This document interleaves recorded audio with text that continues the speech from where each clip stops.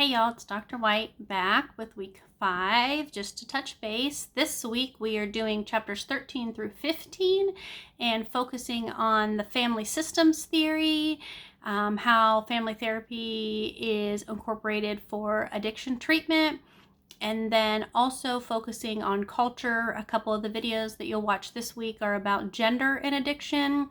And you'll have a discussion assignment due this week. In the discussion, instead of you being able to pick any hot topic, your topic does have to be culture related. Now, I will have several videos and resources uploaded.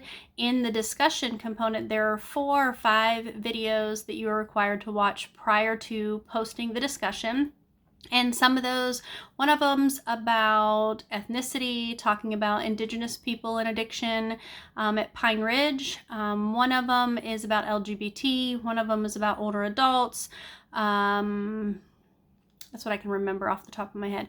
And so I want you to watch these videos and think about how culture impacts addiction, how it impacts what people are addicted to, their access to treatment, how the culture or the subculture receives that addiction, and just, overall thinking of how culture impacts treatment overall.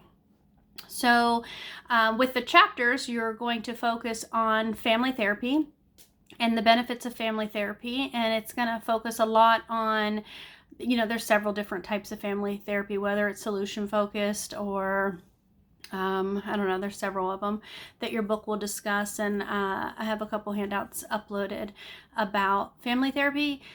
And Dr. Patrick also shares some of his videos. He's another professor at Lindsay. I don't know if you've had him yet, but some of his videos are uploaded on those topics as well. So with family therapy, just focusing on how to help the family, because that's the primary support system that a person typically goes back to. And a lot of times that has been damaged, damaged boundaries, communication, trust, all of those sorts of things. And if you want to support somebody's recovery and prevent relapse, one of the things that a person needs is a very good support system. So oftentimes they're involved in a church or a 12-step, but also getting family and friends, because you'll hear like changing people, places, and things. Well, we can't really change our family, so how do we incorporate that into therapy? And that's why family therapy is such a big component of addiction treatment. Some of the other things is just to help give the family a perspective and help them have an understanding of what addiction is, what to expect, how to set boundaries. And from the disease model, and what you'll hear in 12-step is addiction is a family disease. So yes, I might not be the person drinking, but if my partner's drinking, maybe I develop some codependent behaviors, or I have very skewed boundaries or unhealthy boundaries. So how is that impacting me? So it's impacting all of us as the family unit.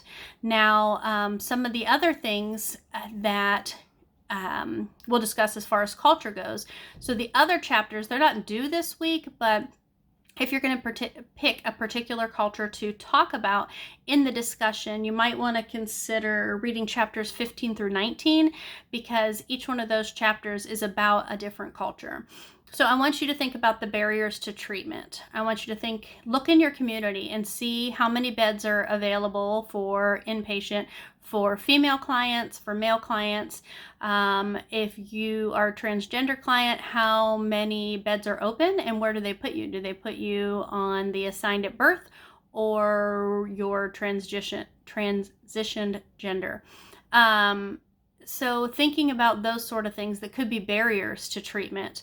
Thinking about how women metabolize alcohol differently than males. Thinking about barriers to treatment like childcare, like transportation, accessibility. Maybe you live in a rural Appalachian town and you don't have a lot of access to treatment. Women have even less access. And we can go back as far as, what does that have to do with diagnosis? Do women get diagnosed less frequently? Is that because they have less addiction, or is that because, what are the other cultural dynamics there? They might seek they might seek assistance less frequently, or using different substances, not acting out in anger, not getting arrested, those sorts of things. So some of that's talked about in Dr. Patrick's information. Some of it's talked about in the book, and then I've also provided additional resources. So think about how race, I know I uploaded one on indigenous population. I think it's the Sequoia, if I remember correctly. But also think about other components. Why do we all of a sudden have an epidemic of methamphetamine? Because it's hit rural white communities, but it wasn't an epidemic when it rampaged through African American communities. Think about how immigrants and that process of stress and minority stress theory. And I mean, there's so much to think about when you think about culture and addiction. I also teach the multi-cult class, so it's a very important topic for me, but I also think for clients. Let's look at our treatment facilities and see how they address culture and how your theories address culture and skills. So I really want you to hone in and pick a particular culture and talk about how that culture has been impacted by addiction, or how vice versa, how addiction impacts that culture, or how culture impacts the addiction, etc. You could talk about youth. You can talk about older adults. You can talk about Appalachian culture, African American, Hispanic, Muslim, Christian. I mean, culture is such a broad term. Don't think of it as just in race. Think of your addressing or your respectful framework that you learned about in multi-cult class, and think of somebody's age, disability status. Think about their nationality. Think about their geographical location, sexual orientation, all of those sort of components, and how each of those, especially if you're a minority status, how that brings additional stress. And then how in America we are fed that we use substances to deal with particular stressors. So think about how all of that kind of plays into effect, and how we have to understand what a culture goes through to understand some of those additional stressors that might lead to a relapse, or we have to understand the family dynamic, and family, like, that is part of a person's culture, whether that's their religion, whether they were kicked out because their parents didn't accept the transition or didn't accept their orientation, then maybe they don't have a family support system. So who is their adopted family, or somebody who took them under their wings, etc.? So just thinking about all of those different components this week. I think that you'll enjoy the reading. This is my favorite week of discussions, because I think that there's a lot of great topics. Students tend to be surprised by some of the videos that I shared, specifically the Pine Ridge information. So if you want to look into that, it's a town called White Clay. You want to look into that a little bit more. That might be something that's of interest to you. So have a great week. You're on week 5, you're almost done, and make sure you stay up to date on your reading, you're watching all your videos, and clicking all your additional resources in Blackboard. All right, bye y'all.